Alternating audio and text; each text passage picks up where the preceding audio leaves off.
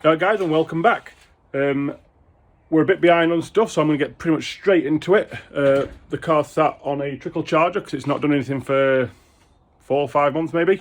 We've got a fair old list of things to do. I've only got 2 weekends to get it done in before the first track day of the year. Donington, March the 11th, I think it is. I'll have to double check that.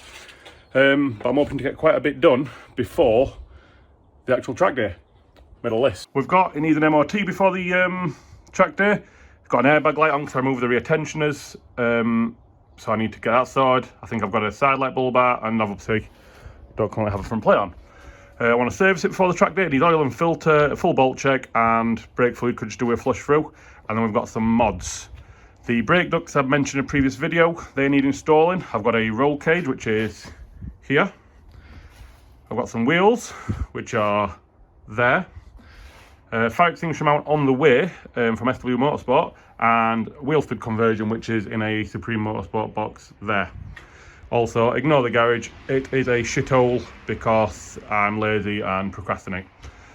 So let's get straight into it. Right, so first things first, airbag light. The reason the airbag light has come on is when I removed the rear seat belts, obviously unplug the tensioners and throw the airbag light on. So what I want to do is remove the front seat belts, take it to Renault dealer near me. They'll plug it in and turn it off, basically tell the car it's no longer got any seat belts on it, and they'll get rid of the light. So what we need to do is remove these side plastics here, get some seat belts, unplug them. They don't necessarily need removing to turn them off, but definitely need unplugging so it throws the light on and you can tell the car we no longer have them. But we're going to get the side plastics off, get the seat belts unplugged, maybe even remove them if it's easy enough while we're there, and then take it in. Right, so to remove the door cord is very easy. All you do, top off your speaker cover, unhook it and chuck it over there. Then the speaker itself is held on with 2 Torx bolts. Remove them Torx bolts, remove the speaker, and that actually frees the door cord off. It's then held in place with the seatbelt rail, which is 1 bolt there. You undo that, it like leaves the way and wiggles out, which I'll do now. Right, so there we go, that's off. Oh, by the way, the speaker actually stays in place, it comes away with the door card. But the seat bolt's off of that, where's it gone? That rail, which just sort of hooks in and bolts in, nice and easy. Undo it all, unhook it from the plastic that runs along the sill, and then that comes off. Another room in the back of it, chuck that. There. Seat belt. It's got 1 bolt at the top, behind this little cap, probably a 16 because it's French. Plug for the seatbelt tensioner, and then a bolt down there. Easy peasy, get that out, and should be good. There you have it. Seatbelt's off, it's there. Just a 16mm bolt there, 16mm bolt there. Unplug the plug, and away it comes. If you wanted to, you could remove this plastic, get all this mechanism out, lose a bit more weight, stick that back in, or stick a bit of plastic in or something to clean it up, or just get away with it completely. Just need to replicate it on the other side. And we're done. Both seat belts are out, both rails are out, and some nuts and bolts and stuff. Door cords are back in. I've also plugged that speaker back in, which I left unplugged a while ago. We need to nip to a motor factors for a bulb. So I need to sort a bulb out, take it in to get them airbag light turned off, and I think we're at MOT ready. Fingers crossed. Right, packed up, car's ready to go. It's side light bulb on that side I need, which if you look at the Meglio engine bay, obviously this side, loads of room. The side where my bulb's gone, yeah, I'm going to take this boost pipe off, which is turd. Put the car back together, move the daily out of the way, and take it to get coded out. Right, we've got in the car ready to go, and remembered we haven't put the front number plate on. So, back into the garage. Right, we're back home. Airbag lights have been removed, coded out. While we're there as well, we coded the steering wheel airbag out, so when we upgrade the steering wheel we don't need to worry about all that jazz. The problem we're having now though is the gear selector is really stiff, which is a common fault on these Meg 225s. Under all that jazz, there is a like a selector, like a pin that runs up and down a bush. That's renowned for swelling and basically not selecting very well, so another job for the list. The job now is bulb for the side light. It's down there. So once this is fully cooled down, I'm going to remove that boost pipe just to give me a bit more space here and change the bulb. Alright, so you'll see, obviously I've just took the boost pipe off the mountings, took it off there. If you move that over there, you can't see the light at all, but there's like a little circle cover, which I'll lose into engine bay in a second. Take that off, and then it's in there. Right, so that's the front of the car all back together. Boost pipe and everything back on, all this adjusted together. So how's that working? Problem we've got now, the third brake light is not working, you know, the one in the middle of the spoiler. So got these to pop off, and I believe there's some screws or bolts under there to get the third brake light out. If you look in the little holes, the little metal prongy thing. Oh. You look in the whole little metal prongy thing, you pop them in, the brake light popped out. Right, it's off. Unfortunately, I've also had to remove the spoiler. Not a big job, 2 Allen bolts, 2 little screws, fairly self-explanatory, and then the brake lights here, which is held on with these stupid little like clips. It's a right ball ache to get off, but it's off. Need a bulb, which I don't have. I thought it would be a 501, same as the side light bulbs. It's not. It's bigger. So I'm gonna nip, grab one of them, and carry on. Spoiler's back on, third brake light's back on. Everything is good there. Next job, the gear selector. It's seizing up, doing the stupid Meg 225 thing that they do. Right, the gear selector is out. I'll try and show you best the camera one hand, but the selector bolts in with, where's it gone? There it is. Hole there, bolt there, bolt there, bolt there, bolt there, 4 bolts. But also on the side of the gearbox is this little thing, and it's actually right down like the side of the gearbox. There's it's 14mm. Wind it all the way out, and without it, it will not come out. But we're going to try and pop off the little spring and see if we can get it to move a bit smoother. Right, so the weapons of choice: some brake parts cleaner, a little nylon brush, and a bucket on top of a pallet.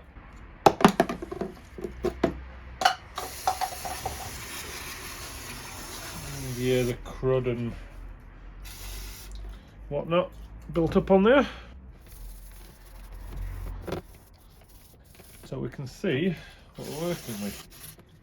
Right, so there's a little spring washer on there, which I'm assuming you can just ping off. Right, so that's off. You get these 2 little washers, which go on that way around, thick one and the thin one, and a little spring washer, which is there, which, pallets wobbling all over the place. There's like a little groove, you can just see it, that's like springs onto it. All you need to do now, I believe, is knock this pin through, clean this bush up, maybe drill it out if it needs it, and hopefully stick in the selector solved. Right, so what you've got is this whole deal. That goes through the other way around, that goes through there, and this little white doobie sits on there as like a slide. So what you have to do is get that circle off the end, it's fairly simple, and then knock that through there. That is all one piece, so obviously you have to sit that against something, which is not the easiest thing in the world to do. Knock that through. Drill this out. I just use a 10mm wood bit just because it's what I had, and it seems to be a bit nicer. Then it needs reassembling. Oh sorry, I'm also going to sand that down, just smooth it all up because it's a little bit scruffy. Pop it back through there, put that on this end here, and put it all back together with a liberal coating of grease, and hopefully that will solve the issue. Although it's still a bit stiff, so let's see what we can do. Talk it all along. Right, we're back all together. The selector's in, the cables are on. You can't see that. Selector's in, cables are on. Obviously all this needs putting back together, but other than that, we're all back together. I've checked all the gears. Seems to find all gears fine, seems a lot better. Hopefully that solved that issue. The problem is we're losing daylight. It's like 6 PM nearly, and we haven't got much done at all because of that stupid gear selector. I suppose we can cross that off. Lost the day. Yeah, we'll pick this back up in the morning. Right, we're back. It's the next day. We've got an MOT at 2:30ish. It's currently 11ish, half 11. So I ain't got a great deal of time to do anything major. But we can get all wheels off. We can have a look over the brakes. We can do a quick bolt check on all wishbones and stuff, and go from there. So what we're going to do, get out a wiggle. No play there at all. Get your pry bar, you can't see, but get a wiggle under the wishbones. Nothing there. Nothing there. Pull and drop links, that looks good. And the anti-rotation links. That looks good. Everything in that corner looks fantastic. Just got to do that on the other side. And obviously check the back over as well. While I was in there, decided to pull the spacer off because it was corroded up quite badly. Get a quick sand off. Get all other quick sand off with a wire brush. And also, these are a good little invention. Bore brush. Chuck it in your drill and clean your threads out so they don't get all gunked up. You don't end up with corroded wheel bolts, or less likely to have corroded wheel bolts. So I'll put it all back together, put a little bit of anti-seize on the disc face there, and yeah, hopefully it'll come apart next time a bit easier. I am doing away with the spacers with new wheels because they're a better offset, so hopefully it'll probably not be a problem soon. And the back's off. Sorry if the wind sounds bad. Spacers off. All looks good. A little bit rusty, a little bit corroded, but nothing wire wheel won't clean up, and a bit of copper grease stop it doing again. But everything looks good. Spring's still in place. Nothing perished. Everything looks good. Shock is a little dirty, but that's copper grease, you know that. It's not oily at all, so that's all fine. The only bushes back here are these big main bushes on the 197 or the Mark III Clio, and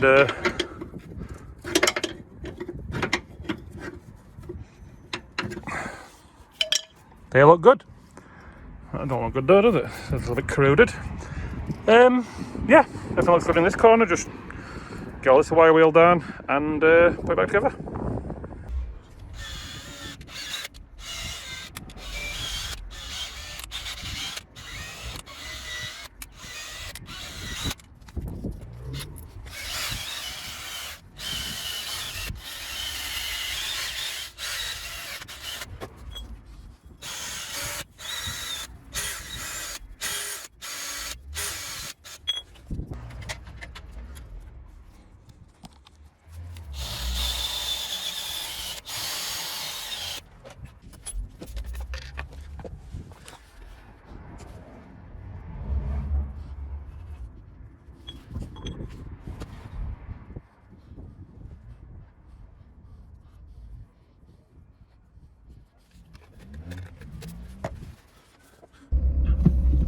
Right, we're in the car, we're hopefully MOT ready.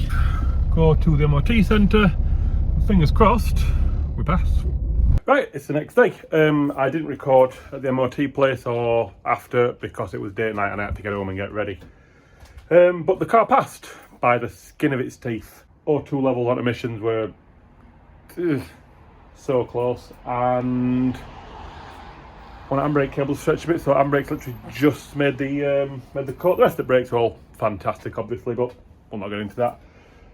So that's another job we can tick off the list. Today's jobs are going to be oil and filter. Nice simple service, nothing you've seen before, and spark plugs. Can't forget to do them.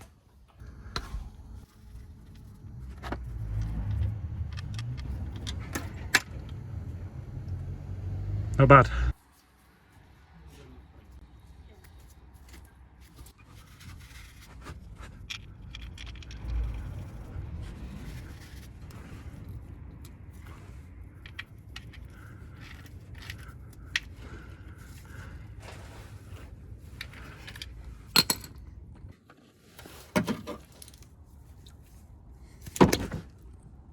Right, that's the filter out and in.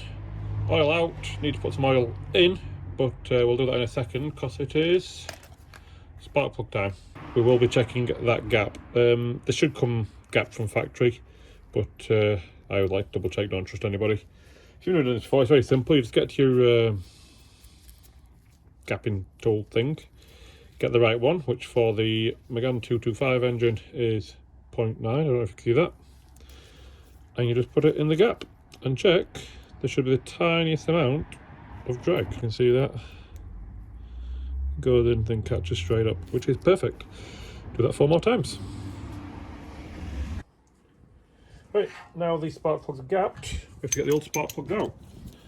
On the 225, and I assume the 197 is the same, you've got a coil on the plug, not the old HT leads. So, you remove the coil by undoing this bolt here, the plug's in the way. Undo the plug. Undo the coil. Be very careful, these are known to strip. Obviously you don't want that, that's going to give you a bad day.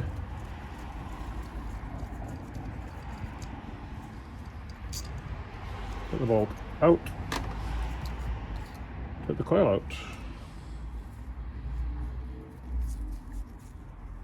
All good. Spark plug is down there, which you'll need a spark plug socket. Like this. It's just a normal deep socket, but down in the depths there's like a little rubber ring which holds onto the top of the spark plug and pulls it out as you undo it.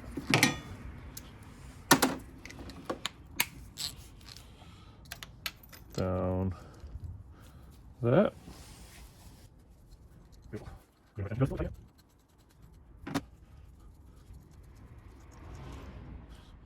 Looks like a little bit of oil's dropped in, but the spark plug itself looks very good.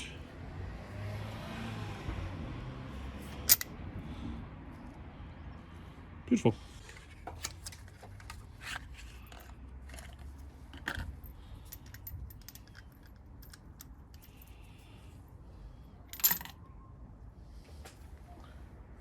That dropped in square. Just tighten it back up. These don't need to be ridiculous tight. All you need to do is get them finger tight, then compress the crush washer.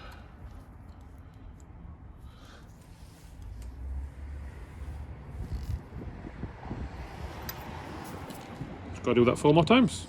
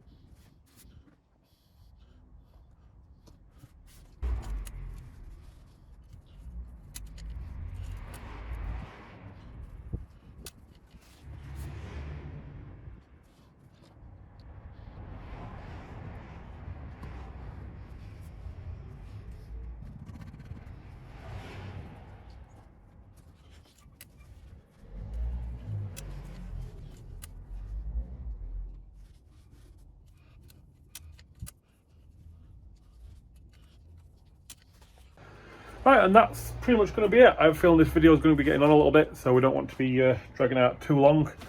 On our list, ignore that, we've got the MOT done, most of the service done, just need to chuck a bit more brake fluid through calipers, just to freshen it through. But yeah, we'll call it a day. The next video is hopefully going to be a bit more interesting, fitting things like the cage, the brake ducts, hopefully some wheels and tyres. I'm struggling to source some tyres, but we'll see how we get on. If you're still here, thanks for watching, and catch you next time.